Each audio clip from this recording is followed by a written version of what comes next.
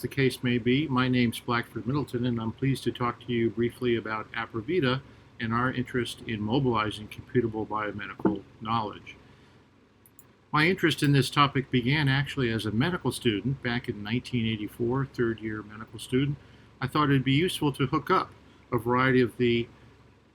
national information systems and resources and practice databases and hospital mainframes and the like to allow us to look at all the clinical data and make inferences about them.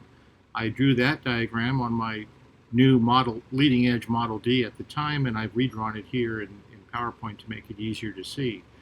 It seems to me that we should make available the knowledge assets at the National Library of Medicine and any and all other libraries, as well as clinical data from hospital mainframes and practice databases, epidemiologic data from the CDC, and knowledge from electronic textbooks,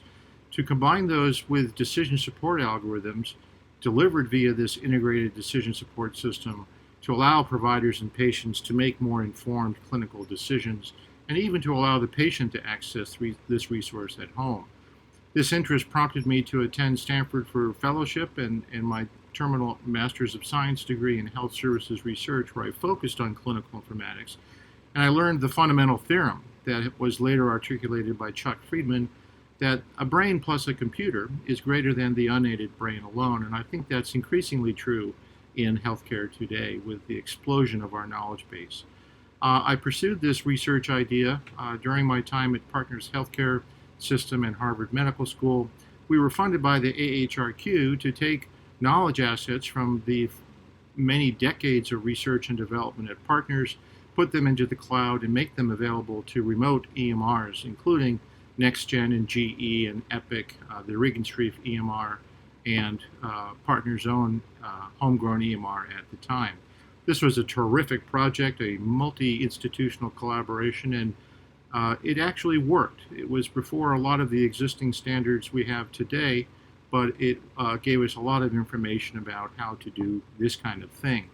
Those ideas were one of the seeds of the idea behind APRAVITA, now a company focused on creating a trusted cloud-based platform for collaboration. We empower payers and providers and their stakeholders to more efficiently and effectively transact at scale, clinically, operationally, and financially. What that means is we have products and solutions for clinical quality measurement and reporting, for quality improvement, engaging with doctors and clinical staff, and of course rewarding with value-based contract design and administration.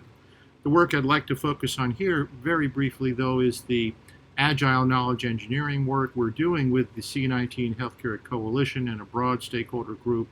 in something we call the C19 Consortium Digital Guidelines Working Group.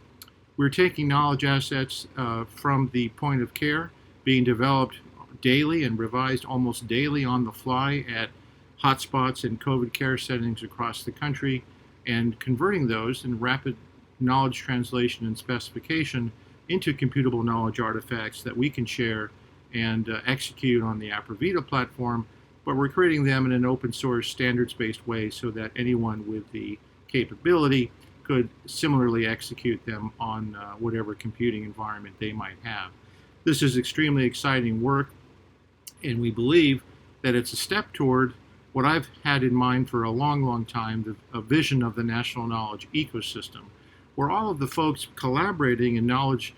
discovery and engineering and development and implementation, all the way through local implementation and then evaluation and feedback, that all of this large ecosystem and its supply chain can work much more effectively together. Right now, there are many islands isolated one from the other, and the goal is to actually make this a more synchronized supply chain that can more effectively and efficiently and rapidly deliver new insights to the point of care as needed. Thank you for your time and attention, and during the Q&A, I'm happy to address any questions that might be crossing your mind. Thank you.